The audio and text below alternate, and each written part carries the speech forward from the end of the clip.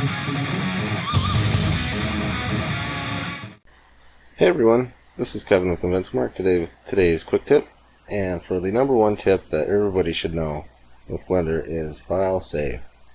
You always want to save whatever you're doing, especially if you have an object or whatever you're working has lots of objects or has lots of faces or there's just a lot of something or uses a lot of system resources. You want to save as often as possible. And if Blender does crash, you can recover last session, and it goes into what you were working on last time, or you can recover the autosave. And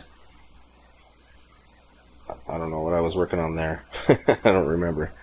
But the options that you have when you save, so if you want to save something, like whatever you name it, I'll name it blah.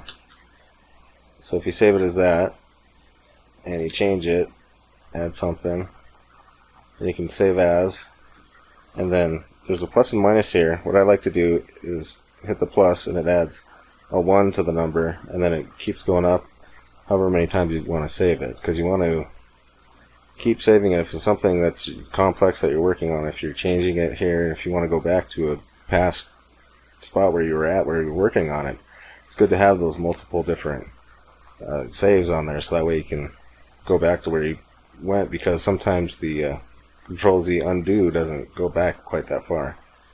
And as far as the user preferences, you can go to File and change the autosave to however long you want.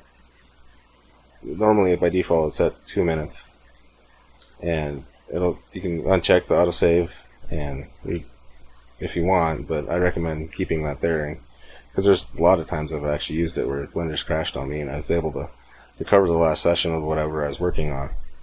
And if you check this one here, it will recover whatever you were working on last time. So say that you were working on something and you accidentally closed Blender, which happens.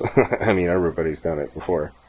It will load the last session that you were working on at the autosave point, and it'll recover that if you want to keep that. But you can just go to the